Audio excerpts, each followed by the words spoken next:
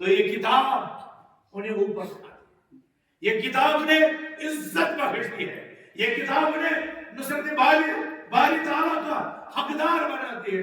وَيَضَعُ بِهِ آخَرِينَ، لیکن کتنے لوگوں کا اس کتاب کے ساتھ تعلق سلوک تعصب میں پڑا ہے، گرد و غبار سے ہٹا ہوا ہے، زندگی میں کبھی دیکھنے کی فرصت نہیں۔ آج جب جھگڑا ہو تو قصبے بہت کھائی جائیں، سر پر اس کو اٹھایا جائے، اس کے اوپر ہاتھ رکھا جائے، لیکن جو قرآن کے نزول کا اصل مقصد تھا اسے کنارہ کش ہو کر کے اللہ تعالیٰ کتنی قوموں کو ذلت، پسپائی اور رسوائی مقدر کر دیتا ہے۔ ان اللہ یرحم بہذا الکتاب، یہ دنیا میں اور آخرت میں یقال لقارئ القرآن یوم القیامہ اقرأ وارتقِ ورتل فإن منزلتك عند آخر آیت كنت ترتلها في الدنیا۔ اے قاری قرآن، اس قرآن کو پڑھتا جا اور ترتیل اور تجوید کے ساتھ پڑھتا جا اور جنت کی منزل طے کرتا جا۔ تیرا ٹھکانہ وہ آخری آیت ہے جو تم نے اس دنیا میں تلاوت کی۔ ہمیں اپنا حساب کرنا ہے۔ ہمارے زندگی میں قرآن کریم کے کتنے ورد ہو چکے ہیں، قرآن کریم کے کتنے دفعہ ختم ہو چکے ہیں، قرآن کریم کے کتنی دفعہ تکمیل ہو چکے ہیں۔ علامہ ابن تیمیہ کو اللہ اس کی قبر کو پر نور کر دے، اس کے علم سے، اس کی فہم، اس کی تعلیمات سے، اس کی تعلیمات سے، ان کی جدوجہد سے امت کے سامنے توحید اور اسماء باری تعالیٰ کا عقیدت نکھر کر آیا، اور پھر آگے باطلہ اور پھر آگے حالقہ کے سلسلے میں ان کی کوششیں امت میں ممتاز اور امتیازی شان اور مقام رکھتی ہے۔ جیل میں تھے تو 80 سے زیادہ مرتبہ جیل کی زندگی میں قرآن کا ورد کر چکے۔ ہم کیا کرتے ہیں؟ ہمارا ہفتہ کدھر گزرتا ہے، ہمارا مہینہ کس سال میں گزرتا ہے، ہمارا سال کس حال میں گزرتا ہے۔ دنیا کے معاملے میں تو ہم منصوبہ بندی کے ساتھ چلتے ہیں۔ بچہ ابھی پیدا نہیں ہوتا تو اس کی ڈائری بن جاتی ہے، اس کا کیسے، اس کا سجن، اس کا ہسپتال کا ریکارڈ بن جاتا ہے، اور زمین پر وہ جنم لیتا ہے تو اس کے سکول کا ریکارڈ بھی بننا شروع ہو جاتا ہے۔ اس کی تعلیم کے متعلق بڑے بڑے خاکے اور بڑے بڑے منصوبے بنتے ہیں۔ اس کی تعلیمات پر ہزاروں نہیں لاکھوں کی ڈونیشن فیس دی جاتی ہے، اعلیٰ سے اعلیٰ مدارس میں اسے پڑھانے کی فکر تعمیر ہوتی ہے۔ لیکن یہ رب کا قرآن جس میں ہماری دنیا کی میں ہماری عظمت کا، ہماری نصرت کا، ہماری فتح کرنے کا اور ہماری عزت کا جس میں راز مضمر تھا، اور جس میں ہماری اخروی نجات کا آغاز مضمر تھا۔ میرے بھائیوں، میرے بزرگوں، میرے نوجوان ساتھیوں، آج ہمیں اپنے گریبان میں جان کے لانا چاہیے کہ اس قرآن کے ساتھ ہمارا رشتہ کس حد تک رہ گیا ہے۔ وہ قرآن جو ہمارے لیے نصیحت تھا، وہ قرآن جو ہمارے لیے شفا تھا، وہ قرآن جو ہمارے لیے راہ دکھاتا تھا، وہ قرآن جو مومنوں کے لیے رحمت تھا۔ یا ایھا الناس قد جاءتکم موعظۃ من ربکم وشفاء لما فی الصدور وہدی ورحمۃ للمؤمنین۔ اللہ فرماتا ہے لوگوں، مسلمان کو نہیں کہا، لوگوں کو کہا، سیاہ فام سے سفید فام کو کہا، عرب و عجم کو کہا، مرد و زن کو کہا، یہ قرآن تمہارے لیے نصیحت ہے۔ اس قرآن کی آیات میں تمہارے لیے نصیحت ہے، رہبری ہے، رہنمائی ہے، اور اس میں تمہارے امراض جو تمہارے سینے میں چھپے ہوئے بیماریاں ہیں ان کے لیے شفا ہے۔ یہ تمہارے لیے بھٹکے ہوئے ان کے لیے ہدایت کا سامان، ہدایت کی راہ کام کرتا ہے، اور یہ مومن ان کے لیے رحمت۔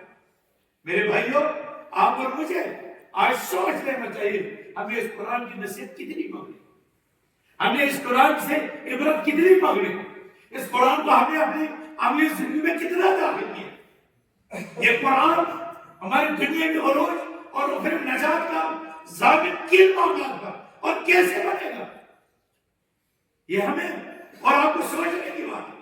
ہم نے اس کو اپنی زندگی میں کس حد تک داخل کیا۔ ایک طرف ہمارے سوال جن پر ہمیں فخر ہے، جن کی طرف نسبت ہمارے لیے ناز کی بات ہے اور اعزاز کی بات ہے، ہم سلف کی طرف اپنی نسبت کرتے اپنے آپ کو سلف نہیں کہتے، وہ صلی اللہ علیہ وسلم کے صحابہ تھے۔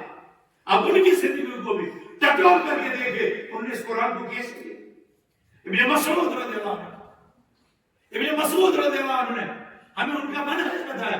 کون فرمایا ہم رسول اللہ صلی اللہ علیہ وسلم کی خدمت میں 10 آیت کا علم حاصل کرتے تھے اور 10 آیت سے آگے تب تک نہیں بڑھتے تھے جب تک 10 آیت کا علم اور 10 آیت پر عمل کا تجربہ ہم کر چکتے تھے. پھر ہم اگلی 10 آیت میں بڑھتے. پھر یہی ابن مسعود رضی اللہ عنہ صحیح بخاری کتاب التفسیر فضائل القرآن میں ان کی یہ روایت موجود ہے کہ اللہ کی قسم واللہ ما نزلت آیت من کتاب اللہ الا وانا عالم آیت نزلت من منزل.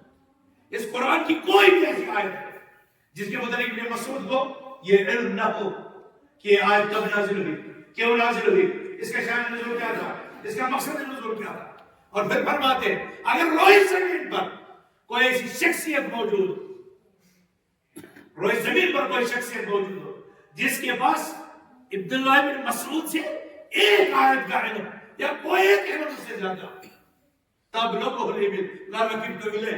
فرماتے ہیں ابن مسعود اور اگر اس زیادہ علم والے کے پاس سواری پہنچانا، سواری کے ذریعے سے پہنچنا ممکن ہو، سواری وہاں تک دستیاب ہو جائے، لا رکب تو ملے.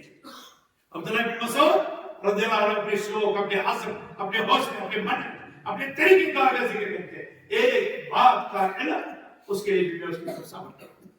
روئے زمین میں جہاں تک پہنچنا ممکن ہو قرآن کی ایک آیت کے علم کے لیے میں پہنچ چکا ہوں. اور یہ صحابہ کے خالد خالد دعوے تھے. مثلا احمد میں حضرت جابر بن عبداللہ انصاری رضی اللہ عنہ کی روایت مسجد نبوی میں رسول اللہ صلی اللہ علیہ وسلم کے بعد درس دیا کرتے تھے. ان کے دروس سے کتنے باطل فرقوں کو مسجد نبوی میں ہدایت اللہ تعالیٰ نے.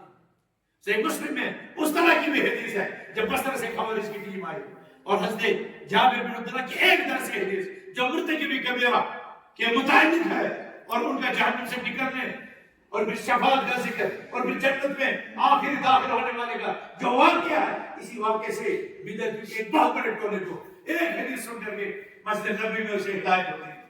لیکن یہ ہے عبداللہ بن مسعود اپنی اس درسی مجلس کو مدینہ میں ترک کرتے ہیں، مسجد نبی کی نمازوں کو چھوڑتے ہیں، اپنے اہل عیال کو چھوڑتے ہیں اور سفر کی تیاری کرتے ہیں. ایک اونٹ کو خریدتے ہیں، ملک شام نکلتے ہیں. بات یہ سن کر کے کہ ملک شام میں ایک صحابی ہے حضرت رسول اکرم صلی اللہ علیہ وسلم کا جس کے پاس ایک حدیث ہے اور جس کا علم کسی اور کے پاس نہیں. 1 مہینے کی مسافت 3000 کا اونٹ خریدا، مدینہ سے چل پڑے مطر میں صاحب.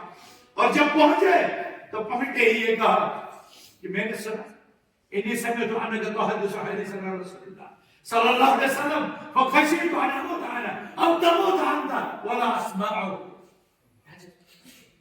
میں نے سنا تھا مدینہ کہ تمہارے پاس ایک حدیث ہے جو تم رسول اللہ صلی اللہ علیہ وسلم سے روایت کرتے ہو. میں ڈر گیا کہ مجھے یا آپ کو موت نہ آ جائے. موت تو بڑا، موت تو اصل حقیقت ہے نا، یہ کسی بھی وقت آ سکتی ہے. یہ بوڑھے کو بھی آتی ہے، جوان کو بھی آتی ہے، صحت مند کو بھی آتی ہے، بیمار کو بھی آتی ہے، مقیم کو بھی آتی ہے، مسافر کو بھی آتی ہے.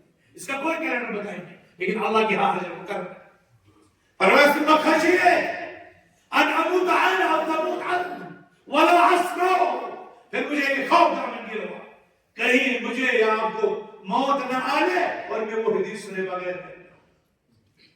کیا سنگے، کیا سنے، کیا ترجیحات تھی. اور پھر وہ صحابی ان کا نام تھا عبداللہ بن انیس الانصاری رضی اللہ عنہ. انہوں نے وہ حدیث سنائی، وہ بھی آخر معاشر میں عدل انصاف کے متعلق.